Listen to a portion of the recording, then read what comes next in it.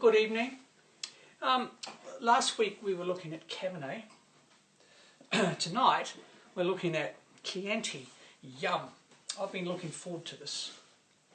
But Chianti really does deserve something of an introduction, and I'll be as abbreviated and economical as a fellow can be, so we can spend more time on the wines. The principal grape in Chianti is Sangiovese. Sangiovese, like Cabernet, is tannic and acidic, so the structure of Chianti and Cabernet are quite similar. They both grape varieties grow on the same branch of the red wine tree, if you understand my analogy. But the fruit character of Chianti is utterly different. Utterly different. It is savoury, gamey and earthy, almost to the point where you wouldn't think of it, ascribe it as fruity, but that is its character and really defines the grape variety and the good wines that come from it. And Chianti, when it is good, is a very sophisticated drink.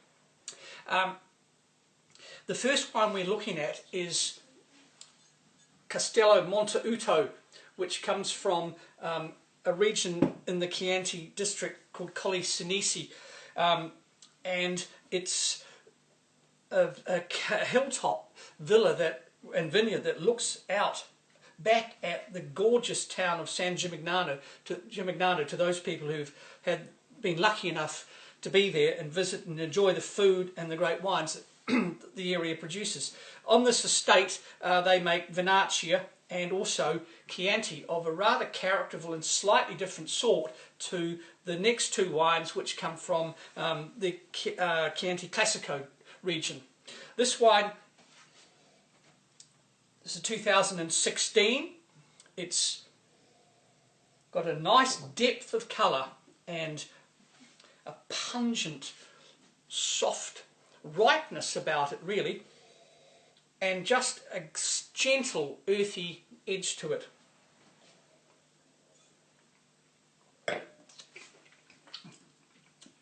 And the palate is typically Chianti. Lengthy, gamey, savoury, with some chewy tannins and some acidity, but more toned down than in the next two wines. So it's a very supple and accessible drink right now. It's 4 years old. It's $21.99 a bottle, and I think it is a very, very characterful drink. The second wine, Villa Cerna Prima Colle Chianti Classico, comes from what's regarded as the best or the most reliable area of Chianti, and it's in the hilly areas between Florence and Siena. This wine is, although it's a year older, is slightly lighter in colour and brighter. With in all of these three wines, the only one that you could think of as having some sort of berryish, fruity character, but only just a bit of cherry, but very pure and very lively. Same goes for the palate. It's medium bodied, it's got acidity, it's got tannin, it's got length, and it's got a gamey chewiness about it that would make an extraordinarily good accompaniment for the sort of food that they love to eat in Tuscany, which are beans and roasted guinea fowl, and of course the Fiorentino beefsteak, that enormous thing that they give you. It's very hard to eat a whole one of. But a very, very characterful young wine that could last for a couple more years. The last wine, the Reserva.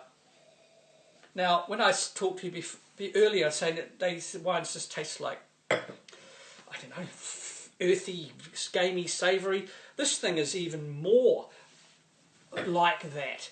It just smells like classy red wine. I don't know how to describe it. I don't know what it smells like.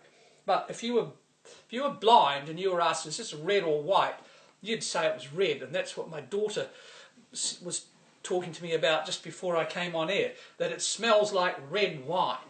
And a beautifully balanced, elegant integrated nose that has nothing out of character, no extractive oak. It's not over. It's not. It's just gorgeous, and the palate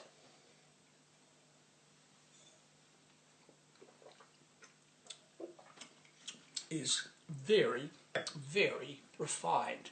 It's silky, lengthy, yes, gamey and savoury too. You can't get away with that in Chianti, and a really fine, elegant beverage. This wine is $41.99 a bottle.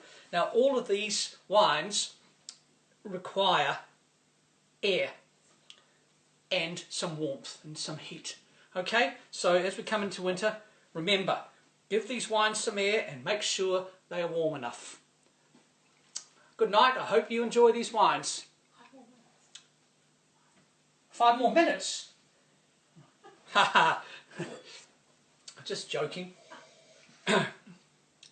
The region is so beautiful.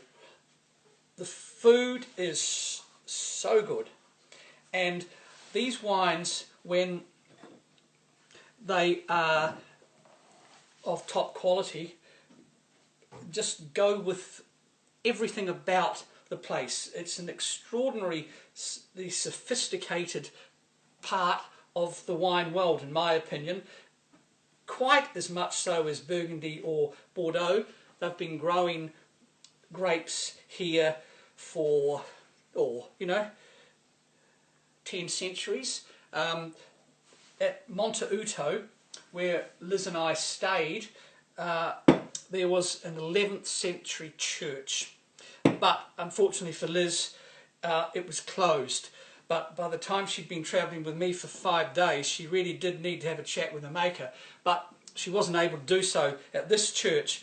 But it just goes to show that the history and the provenance of the place is something we just have no understanding of until you go there and visit, and unfortunately we won't be doing that for a few more years after this dreadful virus that's happened. But I'm sure some of you have been there and will understand what I mean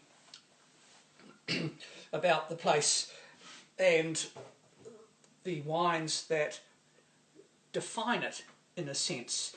I'll just reiterate again, I have had these wines breathing for 3 hours, and I have had them at a temperature, I guess, in this room here in the sun, which we have had, are about 16 or 17, 18 degrees in temperature, and that makes them evocative. It gives them a chance for their fruit characters to get above the structure of the wine, which can be quite fierce. If you open these cold, you're not going to appreciate them. However, I think I got them to the sort of temperature. It's a shame that you can't be here to taste them with me, but I'm endeavouring to alert you to what to do with them should you feel interested in purchasing them. The Cerna Chianti Reserva is obviously the flagship. That's had 2 years in wood, but not all new oak, so you don't get the sorts of smells that you associate with New World red wines.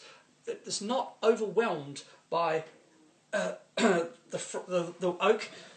The fruit, when the wines are made well and have been given some age, is allowed to speak, and it's a hard thing to understand and get used to, but play around with it and think about what I'm saying, and when you drink the wines, try and do what I have exhorted you to do. Give the wines a chance and give them more air than you would imagine.